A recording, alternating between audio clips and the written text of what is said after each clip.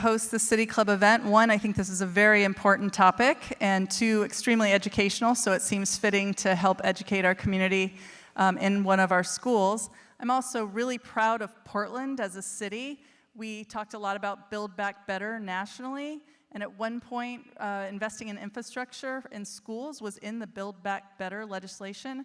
But regardless, here in Portland, we've done this. So not many urban public schools have invested in their school infrastructure this way. And this is the 7th or 8th school, including middle schools, that have been rebuilt. So I just want to thank all citizens of Portland, the city of Portland, Portland Public Schools, and all taxpayers and voters. And just a tiny bit about Lincoln High School. We were the state's first high school. Statehood happened in 1859. And we started in 1869 so that students would be able to matriculate to the state's college and university, Lewis and Clark, but also go out of state or back east to attend university or college. So we are proud of our history, and we also have some alumni that you may have heard of before: Mark Rothko, Darcel, Matt Groening, and a few other prominent people, including our mayor right now, Ted Wheeler. So thank you again for being here tonight, taking the time to learn more about our voting system, and to be in our newly constructed school that opened last year. So thank you very much. And Mark Stefan will be here next. Thank you. Thank you, Peyton. Good afternoon, or almost evening. Thank you for the warm welcome and for all, Peyton, you do to support Portland's young people. My name is Mark Stefan. I'm the past president of the City Club of Portland. Our current president, Amira Streeter, couldn't be here tonight, but she sends her well wishes. I want to welcome you here to Lincoln High School, one of the many recently built or rebuilt Portland public high schools, as just mentioned. City Club chose to host this event at a neighborhood high school as a reminder to all of us to encourage our young people and neighbors to get out and vote this November. Before we begin, I ask everyone to please silence your cell phones, but keep them handy, as we'll be using them later during our interactive voting demonstration. So I've got a few opening remarks about a little bit about City Club, a little bit about some of our events coming up, a little bit about ranked choice voting and why it matters to City Club, and then I'll introduce our speakers. So I'll just be here for an hour or so before they come up and join us. For more than 100 years, Portland City Club has hosted nonpartisan public forums, debates, and research to help Portlanders make informed decisions around elections and public policy. City Club is committed to providing space for people to gather and engage in civic dialogue to enhance respectful discussion and affect positive change. Members make City Club run by providing the ideas, leading the conversations, doing the research, and planning the programs that address issues important to our local community. To support our mission and participate directly in City Club's work, become a member today. Visit pdxcityclub.org/membership. And I turn my page, but not well, with one hand. And let us know how you'd like to engage. We welcome you to our public square and thank you for your support and now and into the future. Thanks to Bobby Regan, whose two sons graduated from Lincoln High School, and Sam Metz, co-chairs of the City Club's Programming Committee, for producing this evening's program. Thanks too to Kayla Kennett, City Club's Communications Manager, for marketing this program and helping you all find your way here. All three of them are in the room, and a quick applause for them would be great. Special thanks tonight to Lincoln High School theater teacher Tracy Tellerico and business manager Jill Ross for their support. I'm pretty sure I saw Jill here or talk with her briefly earlier, and again, we thank them both for their help. We also want to thank our community partners at AARP and the League of Women Voters for their support tonight. Looking ahead, please mark your calendars for several upcoming City Club events. First, a City Club research committee has just completed a report on Measure 403, which was referred to the ballot by the Oregon State Legislature. This measure would adopt ranked choice voting for elections for Oregon governor, Oregon members of Congress, and some statewide offices. It does not change city or county elections or elections for state legislatures. This statewide ranked choice voting method is a different version than we'll learn about tonight and will not take place take into effect until 2028.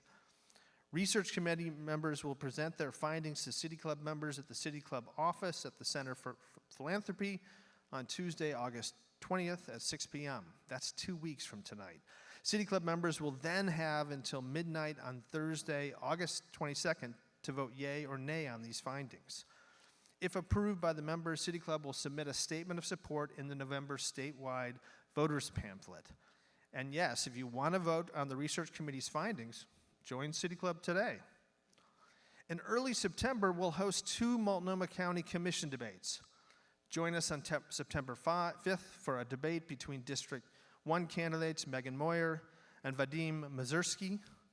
District 1 is primarily the west side of Portland, and that includes, I think, this area right here. That debate will take place at 5:30 p.m. at University Place Hotel near Portland State University.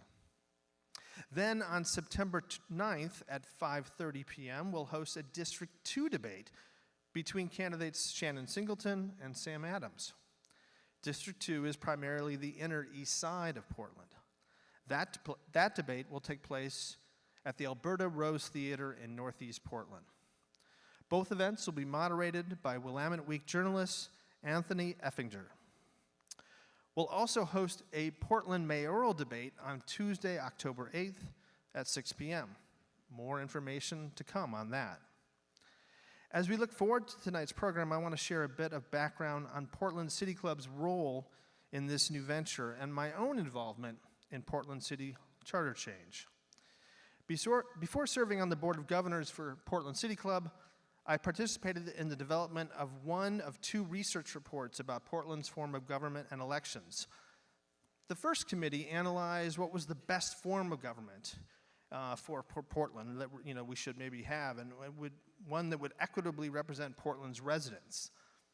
In 2019, the Board of Governors formed a second committee charged with examining alternative voting methods, part of what we're talking about tonight, that would result in a more equitable representation on the Portland City Council.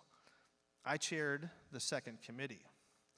The second committee reconvened in March of 2022 to review the initial research, consider new data and analysis, and consider an amendment to the 2020 recommendation. The committee's amended recommendation clarified City Club's positions on multi-member districts, single-member districts, and proportional voting. You can find this research and more on the City Club website at portlandcityclub.org. So we, as City Club, have been very interested in this for a while now.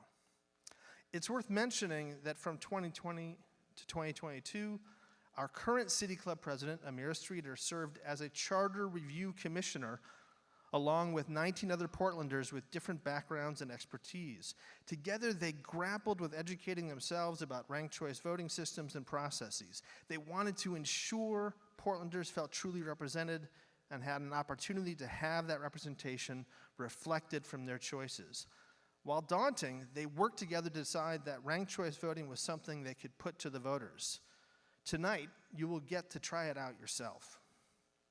For tonight's program, we have a trio of Multnomah County representatives who are experts on the issue of ranked choice voting, Portland's new way of electing Portland City Commissioners, our mayor, and the Portland City Auditor. Let me start with Tim Scott. And Tim, as I describe you, maybe you can come on up and sit down. Tim Scott is the Director of Elections for Multnomah County, the most populous county in Oregon, with more than 570,000 registered voters. Since joining Multnomah County in 2008, Scott has led the elections team through 17 federal elections and 20 special elections. He currently oversees election staff members and countless volunteers who work to ensure our elections are implemented with absolute integrity. Leah Benson is the Ranked Choice Voting Project Manager for Multnomah County elections. She also serves as a member of the Government Transition Advisory Committee for the City of Portland. That's a long one. Government Transition Advisory Committee for the City of Portland. So she has both those roles.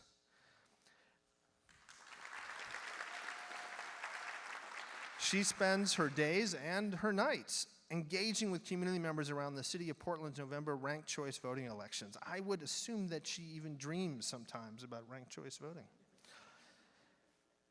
Third, James Eccles is an elections analyst with the City Auditor's Office. He began his election career with the Illinois State Board of Elections almost a decade ago. He joined the City of Portland at the beginning of 2023, shortly after the charter amendments passed, and is now the city's lead on voter education.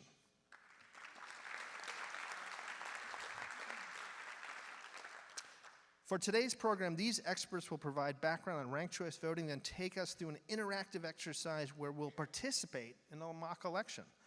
We'll rank our top 6 choices in a, I have never said this really right, faux election, I'm sorry, Fox election. Okay, sorry, a fake election.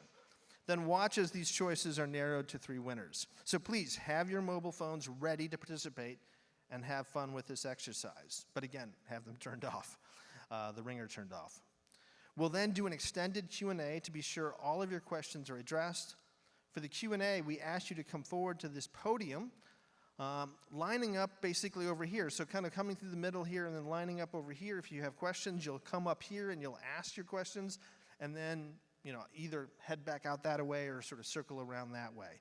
But we're looking for questions, and we're really interested in anything that you want some clarity about. Do, if you can, ask your questions in 30 seconds or less. Make it a question so we can get to as many of them as possible. And now, I get to stop talking. Please join me in welcoming our guests once again, and I'll turn it over to Leah.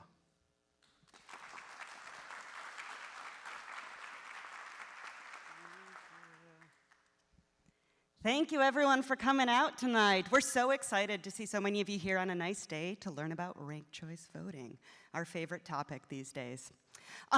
So, as we said, we've got representatives here from the county and the City of Portland's elections office, and we're excited to walk you through what ranked choice voting means for us. So, to get things started, we'll have James come up and talk a little bit about the background in the city. We'll talk then more broadly about ranked choice voting. We're going to do one of those great, we call them mock elections. It's an easier word, yeah. And then after that, we will have plenty of time for questions. So don't worry if, as we're going through things, not everything is perfectly clear. We're here to make sure that by the time you leave, you feel good and understand how to fill out a ranked choice ballot. So with that, James, come on up. Thank you so much, Leah. All right, as a number of people have now said, my name is James Eccles. I'm elections analyst with the City Auditor's Office. When I first showed up, the number one thing they had me do was step into a room with Tim Scott and others and start deciding on how the code would be written and how the rules would be written for this. So day one, I had a steep learning curve. I'm hoping that now, as we've prepared over the last couple of years, that we'll have a better learning curve for you, and we'll be able to give you the things you need tonight to talk about this to everybody else. Okay, so as we're going to start off, I'm going to go over some very big, high-level overview of what we're doing in the city. As you know, in 2022, November, you all voted on a measure to make sweeping changes to the Portland city government. So one of those was that we're going to switch to ranked choice voting. So previously, we voted for one candidate at a time. Now you're going to be able to rank up to 6. That's what we're going to spend the bulk of tonight talking about, but I do want to at least touch on the other topics because it's all one big change, and a lot of those changes will impact one another. So the second change is that we went from citywide elections for city council to 4 geographic districts in which you will elect 3 city councilors from each of those districts that will then come together to unite into 12 city council members. Now, the auditor, who I work for, and the city mayor will still be elected as they always have in a citywide election, so you'll be electing the same mayor that everyone else in the city is electing. But you will have 3 counselors on City Council who will be closer to you geographically and hopefully closer to you in what you're concerned with, the worries that you have, the interests that you have in city government. And then the last big change was we changed our form of government. So we went from this commission form that we've had for about 100 years, and really there's almost nobody else in the country that's still doing this, to this new mayor-council form. And I say new, it's really just new for us. Many, many, many cities in the country are already doing this. So instead of the commissioners being in charge of bureaus themselves and sort of having to have that level of expertise to run these bureaus, they now are an entirely legislative body. And then the bureaucratic administrative side will fall under the mayor, and there will be a city administrator and bureaucracy underneath that to control the bureaus on a day-to-day basis. Like I said, though, today we're going to largely focus on ranked choice voting. Now, as I mentioned, the districts have been written here and aligned. Last year, we had an independent district commission that involved you all to put in tons and tons, dozens of maps that they looked at, they reviewed, they had lots of criteria. One of the biggest ones being that each of these districts are roughly equal in population. That's one of the biggest rules you really need to follow if you're going to have voting districts. Now, we're over here in District 4, but I invite you to use the tool portlandmaps.com if you came from some other part of the city to look up, not only put in your address and see what district you're in, but it's got lots of other information about that address that you reside at. So as I said, each of these districts will elect 3 city councilors using multi-winner ranked choice voting, and then that whole map will decide on the mayor and the auditor. All right, now with that, I'm going to pass it over to Tim, who's going to talk to you about the county's role. Thank you, everyone. It's so cool that we have so many people here tonight to learn about ranked choice voting. We're going to talk to you about how to use ranked choice voting to cast your ballot this November. But first, we want to talk about the basics. So this is a sample of what a ranked choice voting contest will look like. We're using the grid-style ballot, which has the candidates down the left and the ranks across the top. City of Portland chose to have 6 ranks for each of the contests, so you have the ability to rank up to 6 candidates for each contest if there are 6 candidates or more filed.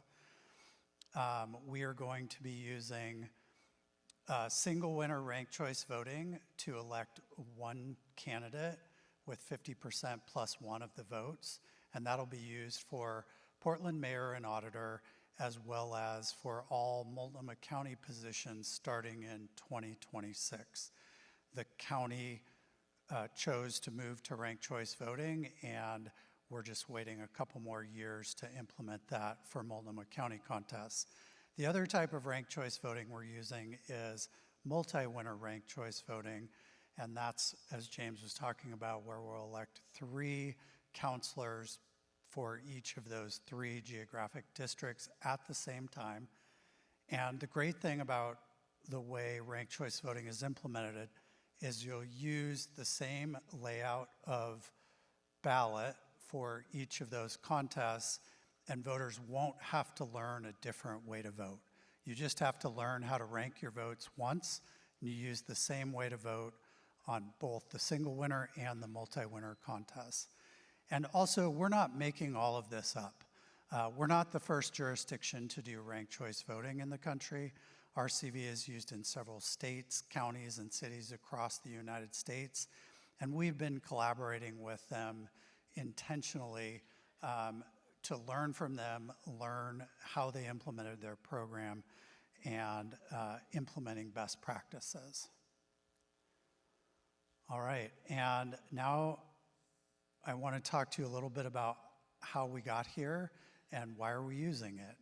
As has already been mentioned, in 2022, the voters of Portland approved a measure to require the use of ranked choice voting for city elections for the November 2024 election and for Multnomah County candidate contests in 2026.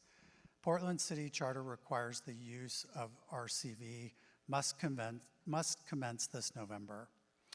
Ranked choice voting will be implemented for the following contests: City charter requires the use of single winner RCV for electing mayor and auditor, and requires multi-winner for council.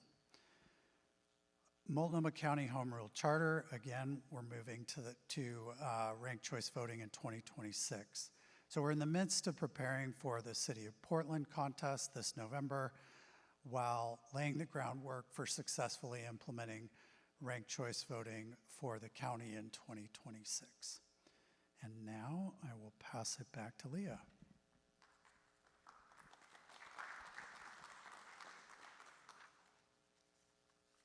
I love all the applause. I think because we're standing on a stage, it invites more of it. It's fun.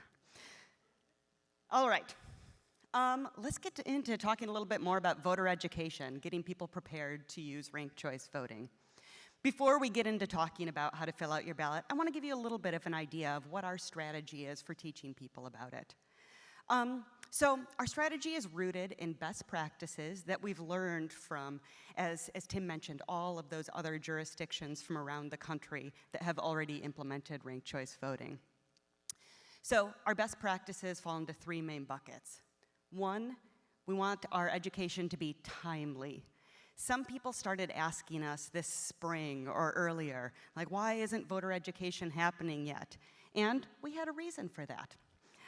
First off, we wanted to wait until after the primary election because Portlanders were going to be receiving ballots that did not have ranked choice style contests on there. So we wanted to make sure that they could focus on the ballot that was in front of them. Second to that, one thing that we learned from other jurisdictions is that it helps to give people information at the correct time, not too early. Give it to them at a time when they'll remember it and be able to use it soon. I have a colleague who gave a great example in that she used to work at the Port of Portland and helped to figure out when to give people information about their gate assignments for when you're getting on a plane. You don't do that months in advance. Little things might change and also people might forget. Similar with voter education. We want to make sure that we're giving people the information when they can fully take it in, which is why we started in earnest in early June of this year. So welcome, it is voter education time now. So the second best practice we're following is that it should be targeted. And by that I mean we're targeting in two main ways. First, by demographics, with a focus on populations who have traditionally been underrepresented in voter turnout, including communities of color, low-income and houseless communities, people whose first language is not English as our main populations. This is standard practice for our voter education and outreach program through Multnomah County elections, and also reflective of best practices and lessons learned from those other jurisdictions that use ranked choice voting. The second way that we are targeting information is based on the level of information that people want to make sure that we are delving into the correct amount of detail, which brings me to our third best practice, which is our voter education is ballot focused. The reason for this is voters' primary concern is understanding how to express their choice on the ballot. And so our focus is squarely on how do we fill out that ballot. This is a best practice that has been applied in ranked choice voting, voter education nationwide, but also one that's rooted in research that's very specific to Portland. Earlier this year, the City of Portland and their voter education partners ran several different focus groups talking to Portland voters about their understanding of ranked choice voting and what they were looking for in terms of education. And the thing that we heard loud and clear is that people want to understand how to fill out their ballot. And that was the main thing. Other than that, some people were curious about tabulation, of how that would work with their votes, but that was a much lesser concern. People were primarily happy once they knew how to fill out their ballot. So that's where we're focusing our efforts the most. And so you'll see this strategy reflected in our activities and materials. Some of the materials that you hopefully have in your hands now, that comic that we have that teaches people how to fill out the ballot. It's focused on filling out the ballot, but we will have additional information available on tabulation, on results reporting, and other details of ranked choice voting as appropriate and as it is requested by people. Okay, so let's talk about what this looks like more tangibly. So since we started our voter education efforts, we've been working in very close collaboration with the City of Portland. When I say we, just a reminder again, I'm here talking about Multnomah County elections, but this is very much a shared project that both the city and the county have been closely collaborating on. And we have three main buckets of our voter education. The first being broad, we call it, which means everywhere in the city. Let's blanket this town and make sure that everyone sees what a ranked choice ballot is going to look like, that everyone hears what it's going to be like to fill out your ballot and gets the information they need. That's looked like paid media campaigns that have started in June and will go through November. It looks like website information for both the county and the city, where there's a whole host of resources that people can look to. And it looks like community presentations just like tonight. The second bucket of our voter education strategy is targeting underserved voters. As I said, that's a general best practice for ranked choice voting education and one that we're following closely. The way that we've been doing that is threefold, I guess. I guess I like threes tonight, lots of them. Okay, the first one being the Portland Votes Grant. This is something that the City of Portland is coordinating, and they gave out grants to community-based organizations to provide culturally specific in-community voter education. These organizations received grants in June and have been out there and providing education to people ever since in a myriad of different ways. One of those represented tonight is, I believe, League of Women and Voters is one of the grantees and is helping to get the word out about this presentation. So thank you very much. Yeah. We can applaud for that. Yeah, keep the applause coming. Second to that, we're doing targeted outreach events, going to specific areas within the city. For instance, we were at the Juneteenth event in June in Northeast Portland. We were just out at Pride a couple weekends ago. This weekend we'll be at the Jade Night Market and several other events around Portland in the lead up to November. Third, we have a specific paid media campaign that is targeted towards underserved voters across Portland to make sure that everyone is receiving information. And this includes making sure that information is available in a multitude of different languages as well. And then finally, the bucket to our voter education strategy is talking with candidates and talking with the media. Recognizing that we can provide great information on our websites through the city and county, but I'm gonna be realistic. Most people aren't coming to our websites as much as they might be going to their trusted news source website, or as they might be hearing from a candidate that they're supporting. And so we're doing a lot of work to make sure that candidates and the media have accurate information about ranked choice voting so that they can understand how to fill out ballots, what results will look like, and so on. This looked like doing a bunch of different information sessions for candidates and also educational events for the media, which are still ongoing. We've developed a lot of really cool materials, I think, for voter education that we're hopefully getting out into the wild. I mentioned the comic before, which I see a lot of you have in your hands. One thing that you may have noticed is there were two versions of the comic, a multi-page and a single page, which we're excited about. The multi-page one was made by the City of Portland. That's kind of overarching about all of the changes coming. The single-page one about the ballot, the county decided we wanted to use the exact same artists so that it was like a cohesive experience for voters as you were looking at it to tell you the entire process with voting. We've also put together a coloring book that I'm very excited about so that we can start them young and get kids familiar with what ranked choice voting looks like too. In addition to that, there are sample ballots, which I have a picture up there, mock elections, which we'll be getting to later, and then one thing we're gonna get to now, a video. Multnomah County Elections put together a video that explains how to fill out your ballot that's available in all of our supported languages and that we're trying to get out there as much as possible. So at this time, I'm going to have Kayla cue it up, and we're going to watch a movie together.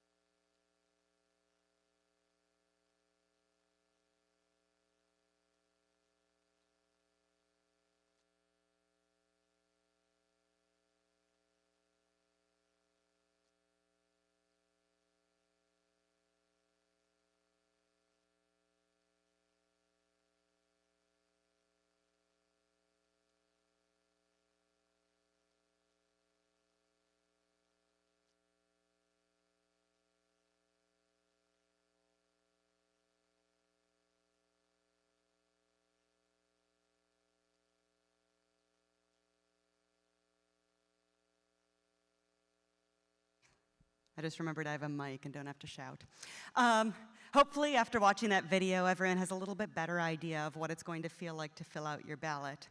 I want to call out a couple of things, though, which is paying some more attention to single winner versus multi-winner. As you may have noticed, when we talked about the tabulation, we focused primarily on single winner in the video. The reason being, again, we're trying to give voters the information that they want, which is understanding how to fill out a ballot and the basics of tabulation.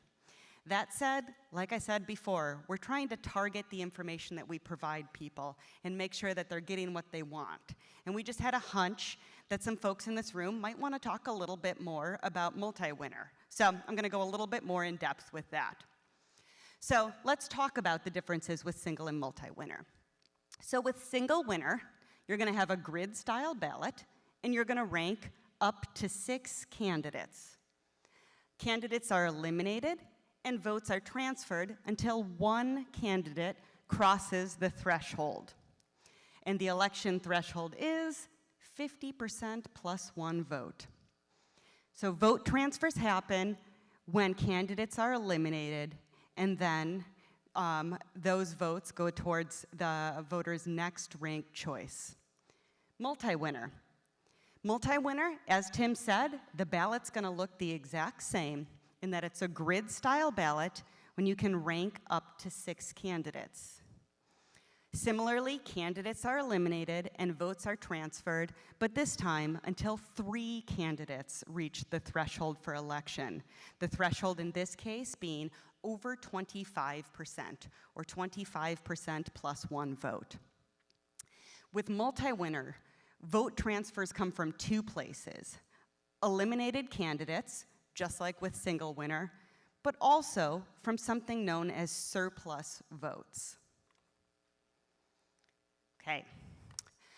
Surplus votes come when a candidate reaches the threshold for election and has more votes than needed to win. Then, a fraction of every vote that candidate receives is shifted to their voters' next highest choice. So let's go over how this happens. The surplus transfer value. There's a lot of conversation that's happened about this being complex math. I'm here to tell you, not that complicated. We can do it together in the room right now. So the surplus value is calculated by taking the candidate's votes minus the election threshold divided by the candidate's votes. So as an example, what this looks like is, let's say the threshold for election is 9,000 votes. Sinai Smith, one of the candidates, gets 10,000 rank 1 votes and crosses the threshold for election in round 1 of counting. So that means we still have 2 candidates to elect, and Sinai has some surplus votes to transfer. So we're going to calculate that surplus fraction. To do that, we do 10,000, the amount of votes she got, minus 9,000, the election threshold, equals 1,000. 1,000 divided by 10,000, again, the amount of votes that she received. And so we get 0.1. And what that means is every one of the 10,000 people who ranked her first have 10% of their vote transferred to their next highest ranked candidate. So, not that hard of math. Something we're capable of doing, and the reason that we do this is we're making sure that everyone's full vote is counted.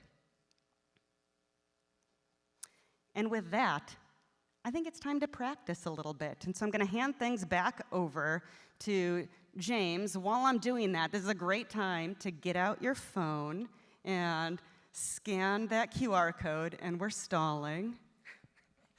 Thank you, Leah.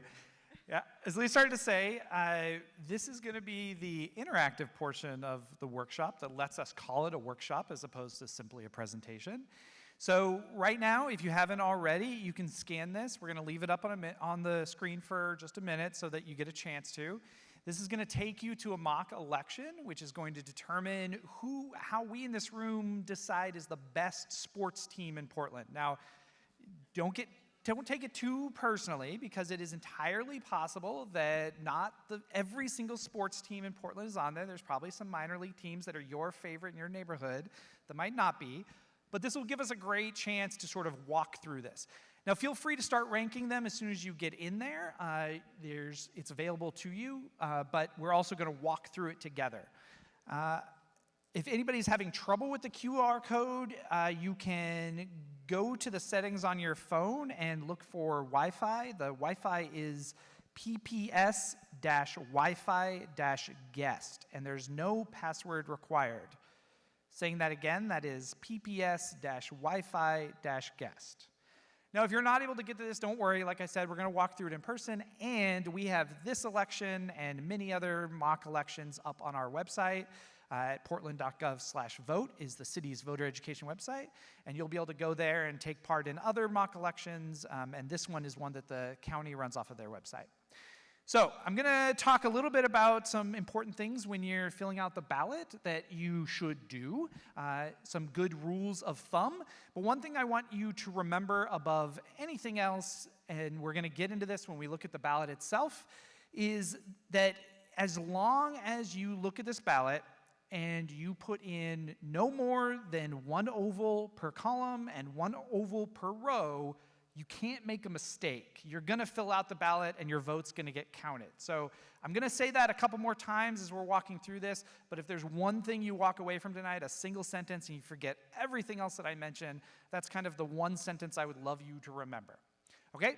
Some other things to remember are that you should rank these in the order of your choice or your preference. So 1 will be the highest and 6 will be the lowest, and you should do it in up to 6, but you don't have to do 6. If you do 1, your vote will still get counted. Your ballot will still go in. The second thing was just what I said. Don't do more than 1 in any row or column. And then an important note is that you should never rank anyone that you do not want to support going into office.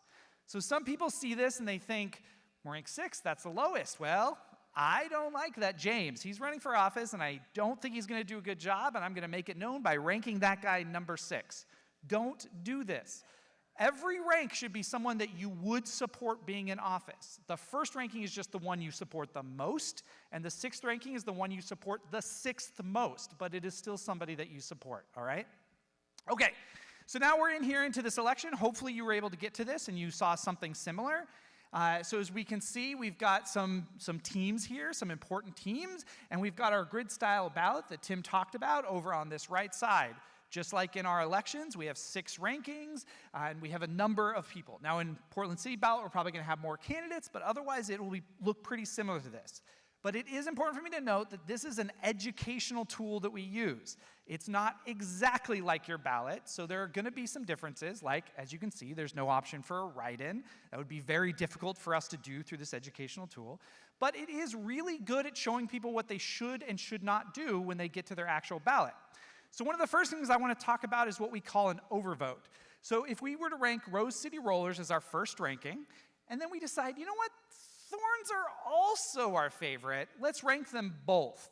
So if we rank them both as our first, this platform won't let you do it. Now on your ballot, your paper ballot, you can do this, but we recommend not doing this, because if you were to, that whole column will not get counted. We have no way to determine who your most favorite is. If you ranked Rose City Rollers and the Thorns, I don't know which one is your number 1. So we simply have to remove the entire column and go to the next column to look at what your second or your third or your fourth favorite is. All right? The next thing that we don't want to do is, no matter how much you love those Rose City Rollers, you've been to every single game, they're the best derby team you've ever seen, you do not want to rank them in every single column. And this platform won't let you do it. Now, if you do this on your actual ballot, your number 1 will get chosen, and that will count. We will select that. We can tell that there's just 1 in that column, and you're good to go. But every vote after that is effectively throwing away the vote, and it won't count. You can't vote for somebody more than once. 1 person, 1 vote. We uphold that rule, and so you only are ranking them a single time. The last thing I want to talk about before we start talking about tabulation is that you also do not want to skip rankings. So if you were to do Rose City Rollers as number 1, and then Thorns over there is number 3, and Pickles is number 5, and you sort of, you feel like they're somewhere in the middle and over here, you can do this on your ballot, but again, it doesn't really make any difference because we'll just skip whatever that rank is and shift it over. So the best thing to do is to rank as many as you feel comfortable supporting being in office, and to do them in order from 1st to 6th. As I said, as long as you don't fill in more than one of these ovals in a column and in a row, you're not going to make any of these mistakes I've talked about, and you're going to do great. And since you're all well ahead of the curve on this, you're going to do perfect when it comes time to vote. Okay, so we can fill in some of this. It doesn't matter necessarily what we do, although I definitely need thorns to be number 1, so we're going to do that, because if we don't make thorns number 1, then I don't know if I can continue with this presentation. So we'll make, no, not number 2. It's got to be number 1. Thorns is my favorite Portland sports team, so we're going to make that number 1. Yep. And then we'll rank some other ones, and then we'll go ahead and be able to submit this. Hopefully you have also already submitted. When you do so, and we can submit. You'll now see these preliminary results. So this is the election's not done. We're always leaving this open and continuing forward. So we're just going to skip straight to those preliminary results. And we're going to notice a few things here right away. The first is that the Thorns won. We see up in that top left corner the winner, and this is a single winner, so we just see one winner, and that's the Thorns. The second thing that you see there, don't scroll too far. The second thing that you see there is going to be the votes to win, 211 of 420 votes. That's the 50% plus 1, so 210 is half of 420, and that's just 1 vote added to that. If this was multi-winner, you would instead see 25% and then 1 extra vote added. So that's our threshold, and then we've got 6 candidates.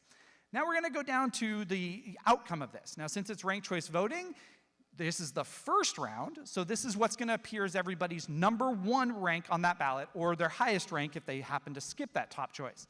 So, in round 1, 146 of the people that have voted in this ranked the Thorns as their top choice on their ballot, okay?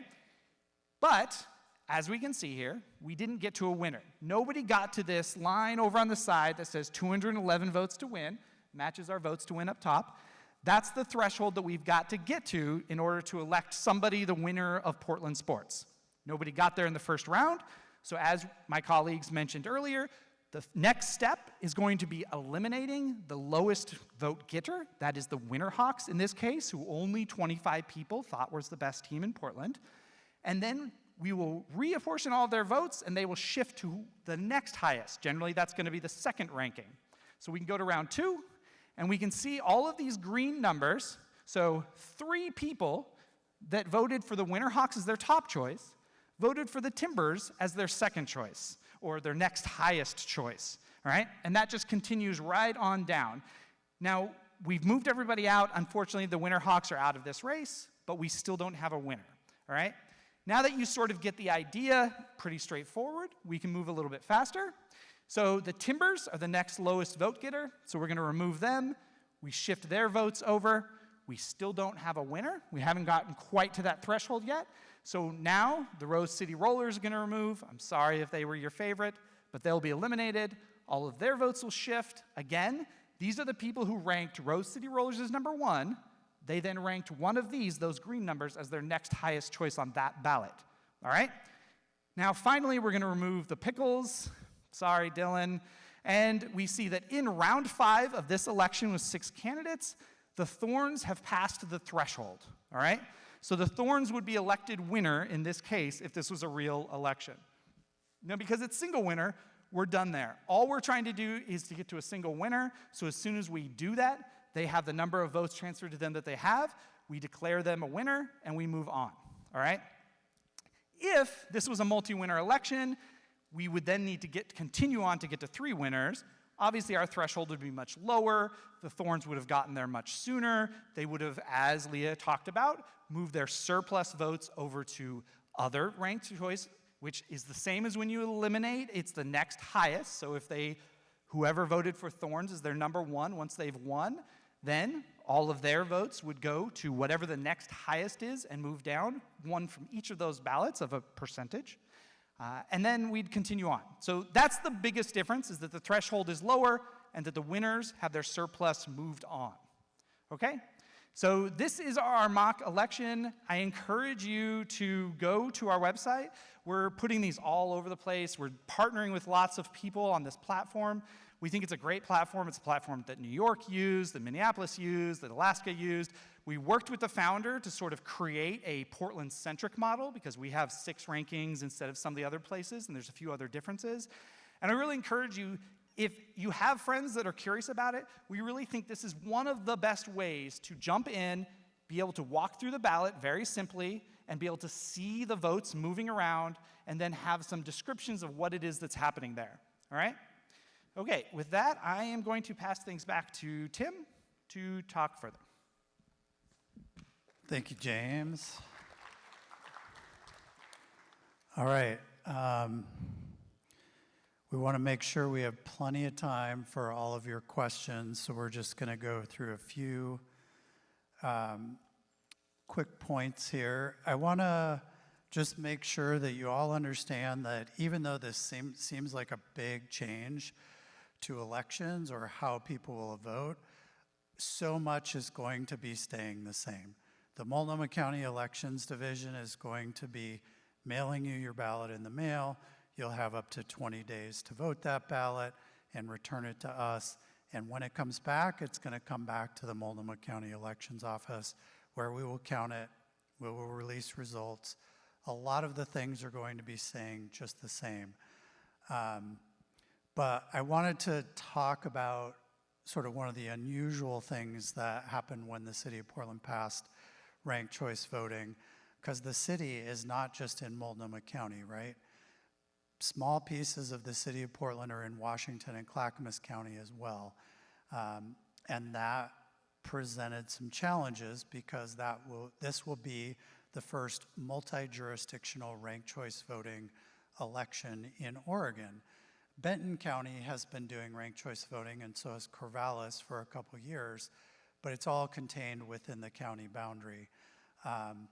So due to the very small number of voters in Washington and Clackamas that are in the city of Portland, and looking for a way to leverage kind of the efficiencies of Multnomah County's, we were going to have to purchase a software upgrade anyway, but it wasn't necessary for Washington and Clackamas to do the same if we worked together.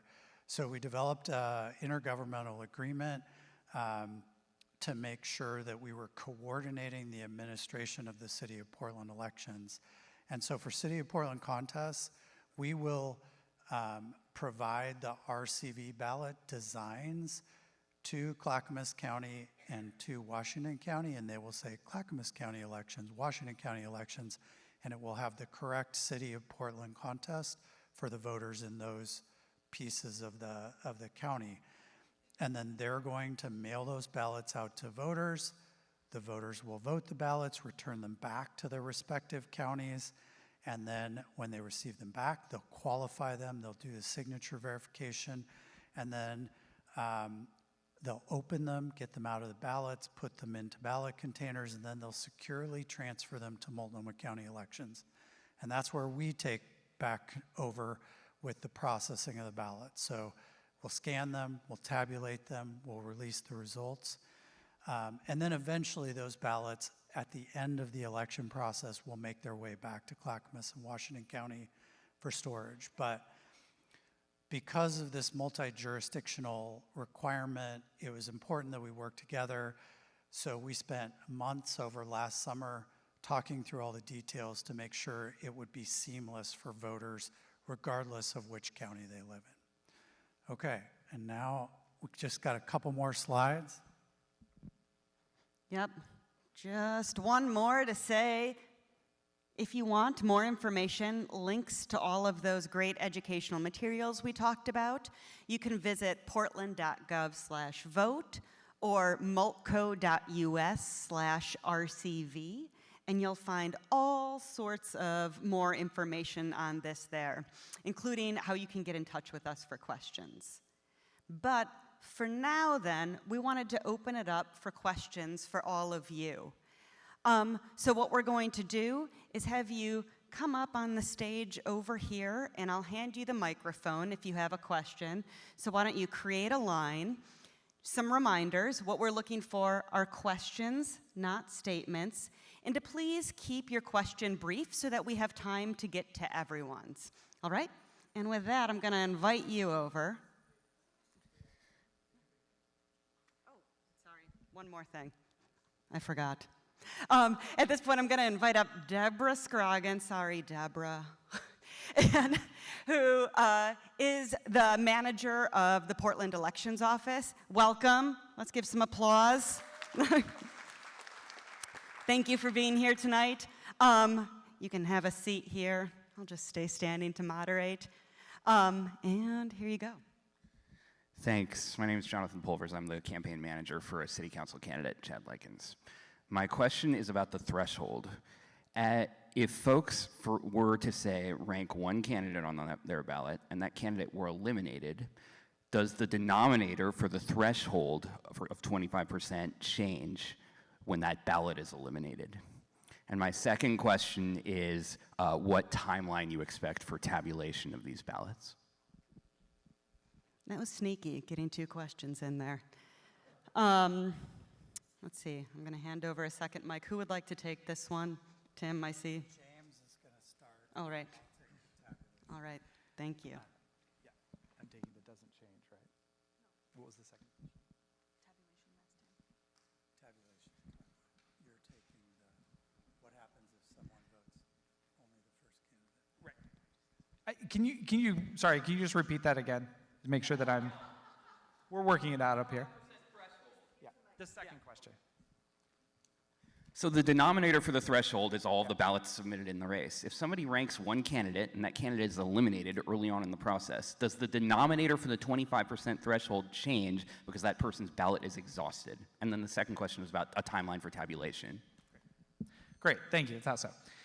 So when we do tabulation for multi-winner, the threshold is set in the first round by the number of active ballots that we have at the end of the first round. So if there were an entirely blank ballot, a ballot that had no votes on it at all, that would not count towards the threshold.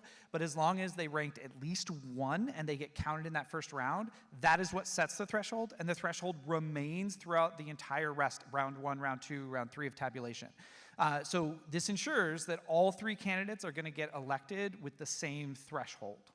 Does that answer the question? Great. And I'll talk a little bit about the timeline for results reporting. So this is one of those good news things that this is not changing. We're going to process ballots as we get them in. We've been doing that for decades. As the vote by mail ballots come back, we can open them, we can scan them into the tally system so that at 8 o'clock on election night, we're ready to release the first results report of the election. And that's going to happen for both the first past the post contest as well as the ranked choice voting contest. So typically we are releasing between 50 and 60% of the total ballots cast in the election at 8 o'clock on election night. So there should be a significant portion of the total ballots cast released right away. That's not going to change with ranked choice voting. So there will be 2 ballots in every City of Portland voter's envelope when it's received. One is going to be all the first past the post contests, and one will just be the City of Portland. So I encourage you to let your neighbors know. We'll be doing a lot more press about this later. 2 ballots in your envelope, vote them both, return them both in the same envelope. And we will release results as early as 8 o'clock. And then this is where things differ a little bit, because Multnomah County is producing all of the results reports in-house for ranked choice voting. The statewide voter registration, or the statewide results reporting system is not yet capable of reporting all of the details of ranked choice voting. So we're going to be doing all of the reports in-house. That takes a little bit more time. So there's probably only going to be one results report on election night for the ranked choice voting contests, and the next results report will be the next day. But again, that's going to be 50 to 60% of the total ballots cast. Typically by Thursday after election day, we are at about 93% of all the ballots cast in the election being reported. And then the percentage gets smaller in the days after. Does that answer your question? When will you do the ranked choice part of the tabulation? That's going to happen, we probably should have covered that. So all of this is computerized, right? So we did a software upgrade. We have the software in-house. We've been testing it. It works. And when we tabulate the round-by-round tabulation that James just walked you through, that all happens with the press of a button. So when we release reports, we are going to release 3 different kinds of reports. One is going to be, or actually 2 of them are going to be tabular. One is going to be a very detailed tabulation of, like we just walked through, the round-by-round results as they took place in that one instance for the ballots that we had counted up until that point. Now, will that be the final results? No. That's just preliminary reporting. If that was all the ballots for the election, it's going to show who's leading at that point. But we don't call winners. That's the city's job to determine who won the election. We just report results. So each of those reports is a snapshot in time, just like they always have been. And we will continue to count more ballots as we go through the certification period, and we will release more preliminary reports. Does that make sense? So there's going to be 3 reports.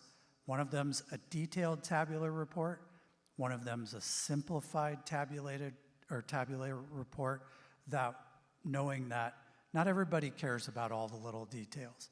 And then there will be a clickable bar chart, which will be very similar to what we saw on the screen. You can click through it round by round and see where the votes are being transferred to each candidate. We'll release those each time we release results. Great, thank you. I'm going to go on to the next question. Thank you. Sam Metz of the City Club. This is an easier yes-no question. In addition to publishing the results of who won the elections, will you also be publishing a round-by-round result so we can follow along that process that we saw demonstrated? I'm just going to take this one and say every single results report that we do, starting with 8 p.m. on election night, will be round by round. Every single results report will have that level of detail. When Tim talks about the tabular report, it looks like a giant spreadsheet. It's going to tell you every number about votes that are transferred all along the way, and that happens for every preliminary results report up to the official report. So you will get so much information.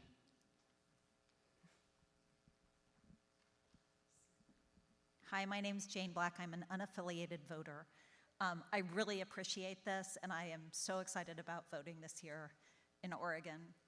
And my question is really about the outreach. I'm interested in if there was targeted outreach to youth, since they're the least likely to vote, and what kind of goals you set to know how well your education worked. Is it okay if I do that one again? Okay, thanks. Thank you for asking the question. Outreach to youth is definitely a part of the overall strategy. As I mentioned before, there was the Portland Votes grant program that gave resources to various organizations around Portland. One of those is Next Up, which is an organization that specifically focuses on providing voter education to youth, and they've been doing a lot of work in the community. Each of the grantees are collecting metrics along the way, which will be reported after the election for it. In addition to Next Up, the Government Transition Advisory Committee through the City of Portland has also been doing a lot of outreach in the schools, specifically doing outreach to high school classrooms. So it is a part of that whole big plan. Yeah. I just want to add on to that, Leah, thank you, because it's a program that I'm incredibly excited about, is we also, for the first time ever, have 2 voter education interns working for the city that are undergraduate students, and they've helped our outreach immensely, but they've also worked hard to focus on targeting groups that they're gonna understand far better than we are. I don't understand half of the lingo that they use or the platforms that they're on to do it, but we know that they're better at getting to those voters that are specifically those younger first-time voters, and they're not only doing direct outreach, but working on projects that sort of emphasize that type of outreach. So we're really excited to go straight to the people that speak the language of the young voters, because I definitely don't always. Thank you. Yeah, my name's Mike Sands. I'm a candidate from District 1. And I've been talking to a number of my constituents, trying to explain this system to them. And when I get to explain the district multi-winner system, I continually get questions, why do we have a system that a person gets elected with only 25% of the vote, not a majority? And I try to explain to them that my understanding is that this is unique to Portland, that it's never been done anywhere else. Yet the literature comes out, and it seems to indicate that there are many jurisdictions doing this. And I think what you've done is confuse the single winner system with the multi-winner system. So I'd like to know, where is this multi-winner system being used in jurisdictions all through the United States? I'm happy to take a first stab at that. Thank you for the question. And I understand your concern. It's new, it's different, it's change. I hear that. This form of ranked choice voting is used in other cities in the United States to elect local bodies, proportional RCV. And you can mention Minneapolis, which is a major US city. You can mention Cambridge, which is a US city. There are other cities that use it for non-council type of seats. There are other political parties in the US that use it for the same type of election. And there are other countries, such as Australia and Ireland, that use the exact same type of voting mechanism. So it is not untested, it is not unheard of, and we have the software, we have the infrastructure to make it happen. We ourselves are neutral on it, but our focus is that really voters voted on this, right? They had the opportunity to say yes or no, and we're here to make sure it's done the best that we can.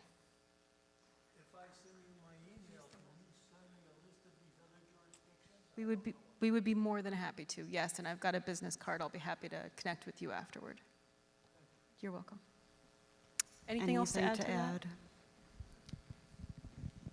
I mean, I think that covers it pretty well. Yeah, there's a few other places. Arlington, Virginia just did their first 2-member district and did risk limiting audits with it, and they have some great pilot programs. So yeah, I think there's a few more to add to that list, but we'd be happy to follow up. And I think it's really important to echo what Deborah said, that we're implementing a program that the voters voted on. We're not trying to talk about what is best or worst. There are some reasons that, that we do talk about, of things that are sort of real benefits of the program, or things that will happen because the program came about. And one thing that you get from running multi-member districts that you don't get from running single-member districts, so as part of this decision, is you get a proportional representation in the candidates that you actually elect. So just a real quick kind of sample is, if you have a very simple demographic of 60% of the voters in District 1 will always vote for Party A, and 40% of the voters in District 1 will always vote for Party B, no matter what. They're always going to do that. If you run single winner elections, you will always get a representative from Party A, even though 40% of the district would vote for Party B every time. What multi-winner does, and part of your question was why this 25%, is if you set your threshold at 25% plus 1, which is the lowest number you can have where you will only elect 3, it's impossible mathematically to get a 4th. Once you get to that first one is still going to be Party A, that's 25%, right? Then the extra are going to shift to whoever that second candidate is. Again, that's about 50%, a little more than 50% of the total vote now. That's still probably going to be Party A. But now what you'll see is that you don't have enough support left for Party A to get to another candidate. So what you end up happening is that 40%, they only had to get to 25%, and you end up getting that third candidate is going to be from Party B. Now, you can replace party with issue or demographic or whatever you want. But the point is, now you've ended up in this hypothetical district with 2 candidates from Party A and 1 candidate from Party B, or 66 and 33% roughly, which is much closer to a proportional representation of what that district looks like than if we just did a bunch of single winner elections over and over again, where you're always going to get the majority winning every single time. So that's the difference. I want to stress again, I can't stress enough, we're implementing what the voters wanted, so I'm not going to say one is better than the other, but that is a mathematical difference in the result that you get, and that's part of the reason for doing multi-member districts instead of the single-member districts.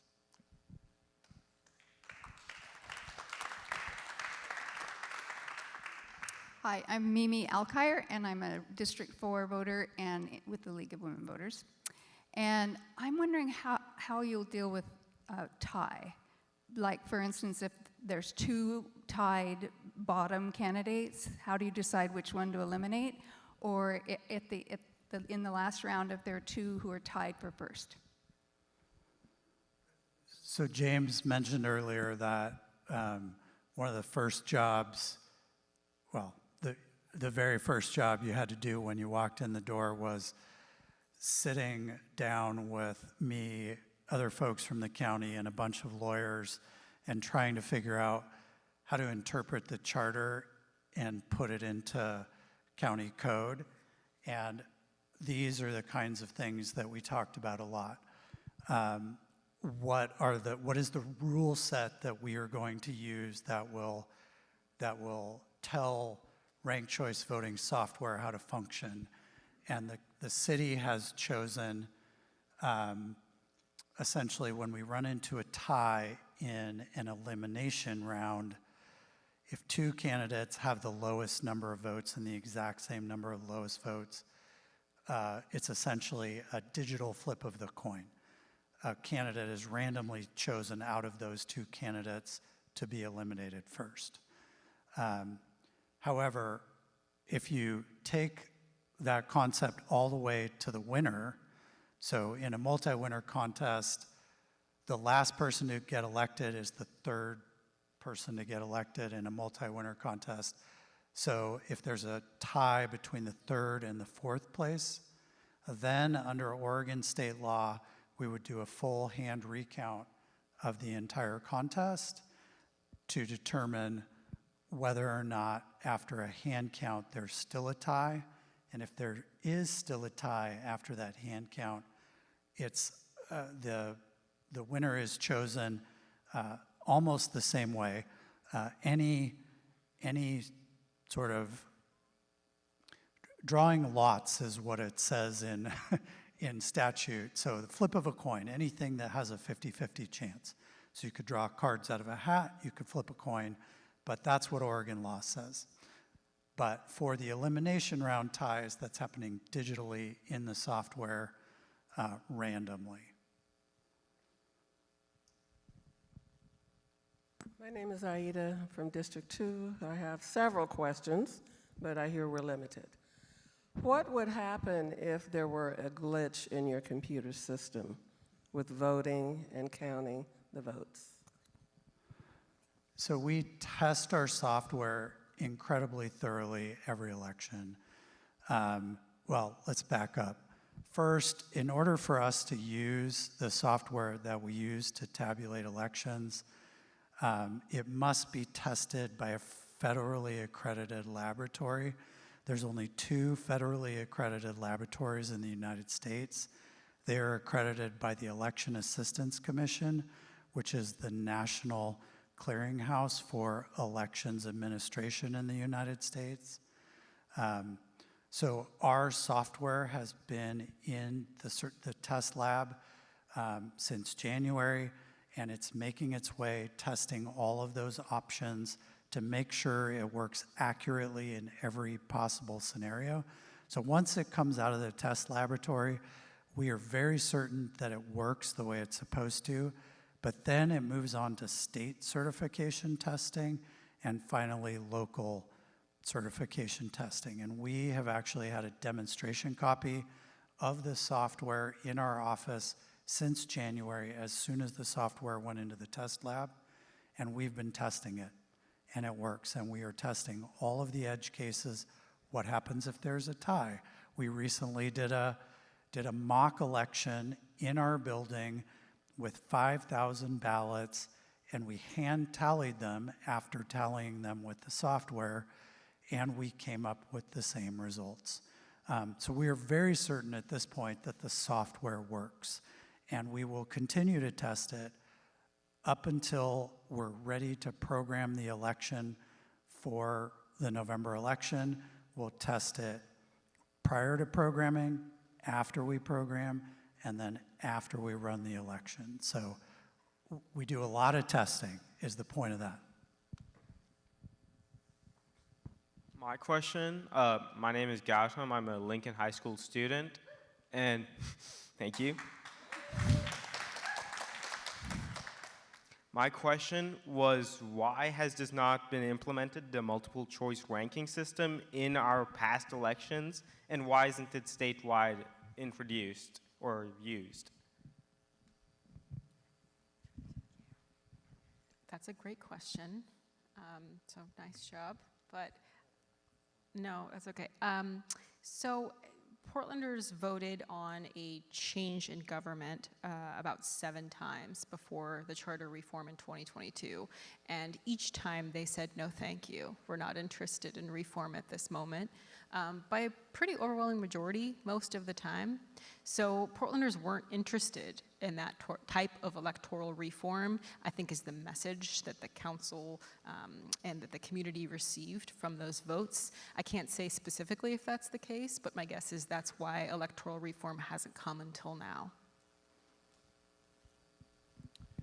I will just add too, an important part of this process is this reform can come from a number of different places, but in this case, it came from a charter commission, and the charter commission is something that really we sort of get used to as we live and exist in Portland. But there's a lot of cities that come and study the charter reform system that we have, the charter commission system, because it doesn't exist everywhere. And so every 10 years, we put citizens in a panel together, and they do months and months of research into what is our system currently, what could potentially make it better. They agonize over those choices and look at a lot of data, and then they present something to the voters, and the voters vote on it. So that happens every 10 years, and this came out of that. So maybe 10 years from now, we'll have some big reform that'll come out of that. But that process, it's not unique to Portland, but there's a lot of cities that don't have it, and it's actually a pretty amazing process.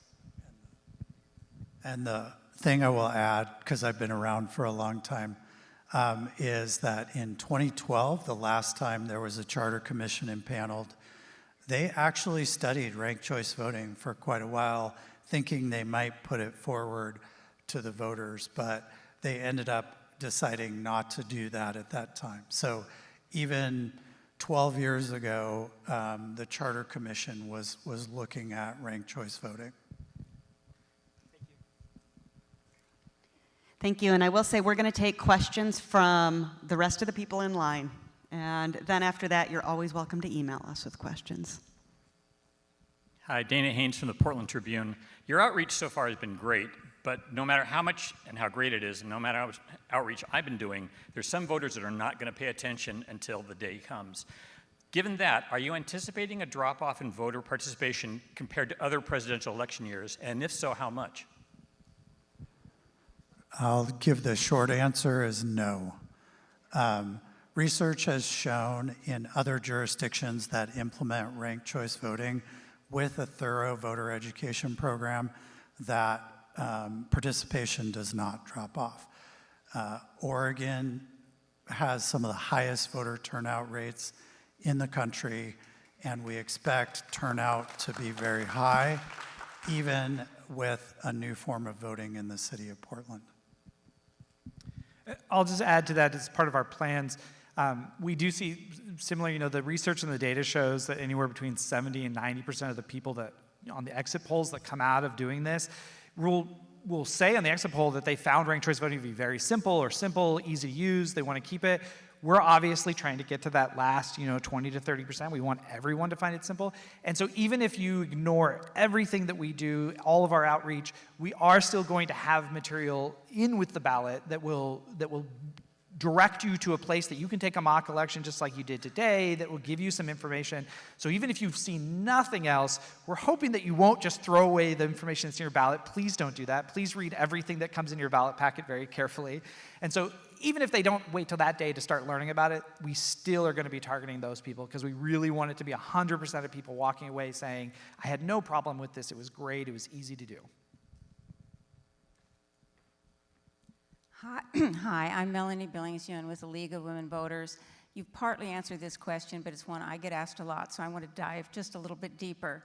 You said in terms of releasing the results, you'd be doing it pretty much immediately, and I can understand that for round one.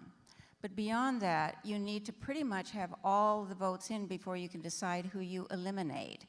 So how could you be announcing results day 2, day 3, when you don't have all the votes in to decide who to eliminate? Thank you for that question. I'm going to take a first stab at it and say, this is another time where ranked vote is such a good tool for learning of what ranked choice voting is going to look like. Because we can run all of the tabulation until the end just based on the number of votes that we have. So the ranked vote contest that we did tonight about the best sports team in Portland, we've been using for months now. And even if we had 10 votes in it, you can still calculate the threshold for election, which would be 6 votes there, and you can go round by round to see who won.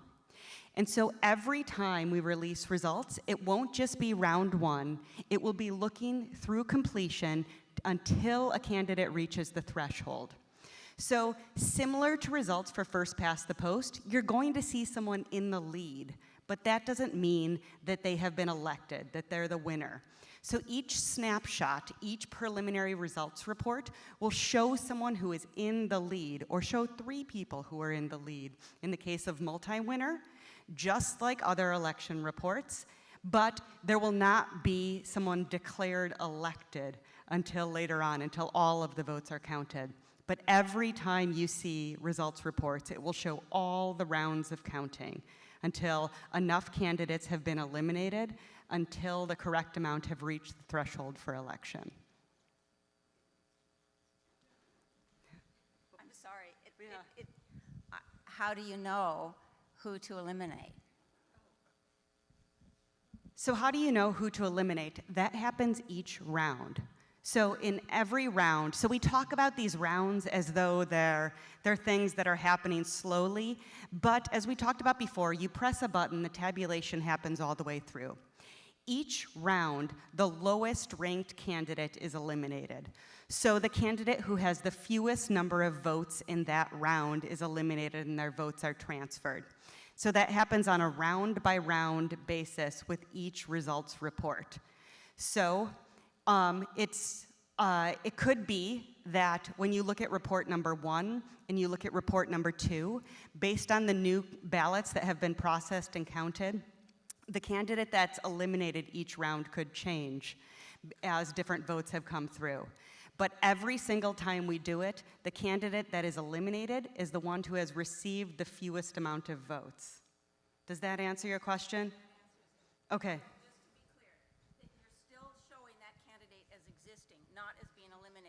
Right until the end. So, go ahead, Tim. Yeah. I think it's really important to understand that whether we're doing ranked choice voting and showing you all of this data about all of these rounds of tabulation and elimination and transfers of votes, or whether we're doing first past the post, each results report that we release, whether it's the one on 8 o'clock on election day or the one at 6 o'clock on the day after, is just a snapshot in time. That's for the ballots that we have counted up until that point. And we, with ranked choice voting, as Leah mentioned, we are going to run that round by round tabulation every time, and it will be for the data set that we have at the moment. And then the next day, we're going to add some ballots to it, and we're going to do it again. But we don't certify the results of the election to the city of Portland until 27 days after the election. So each of those reports is preliminary and unofficial. It's just the data that we have up until that point. So it's going to keep changing, and some of the changes may be small, some of them may be large, but they're going to change over time.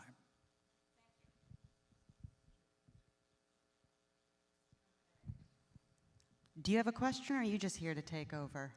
Excellent. I'm going to hand the mic over to you then. Yep, great. Thank you so much. And I'll actually do so by just finishing the conversation.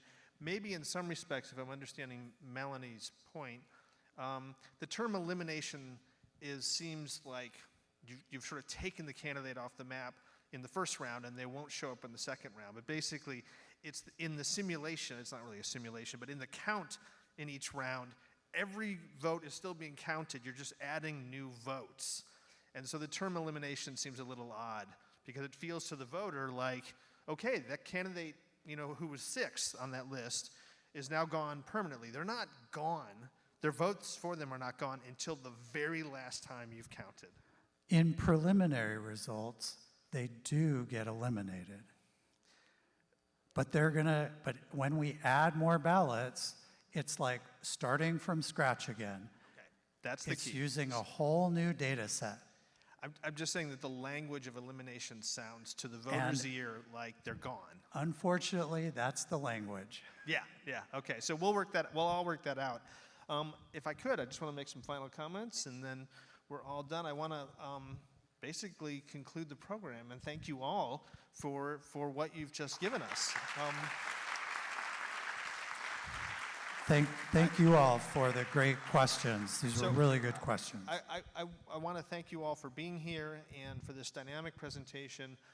I want to, our last questioner, Melanie, who's back in the audience somewhere at this point, I want to point out that she was also served on the Charter Commission that helped create ultimately the ballot measure that brought us to where we are now. And she was one of many, including Amira Streeter, the president of City Club, but she was a critical part of it, in my opinion. So I just want to point that out as a side point. I want to thank AARP for its sponsorship and the League of Women Voters for its partnership. Thanks to each of you for spending your evening with us, including the person who reminded me that I got it wrong about the district, right? We're in District 4 right now, not District 1. District 1 is the east side, not the west side. I knew that, and yet I didn't say it in my script, so I apologize for that. If you have friends or colleagues who are interested in better understanding ranked choice voting, you can send them to our website at portlandcityclub.org to view a recording of this voting demonstration. You can also, of course, contact the many people here. If you're new to Portland or if you've recently moved, volunteers with the League of Women Voters are in the lobby and can help you register to vote. And most importantly, be sure to vote this November. I'm Mark Stefan. Have a great evening. Thank you.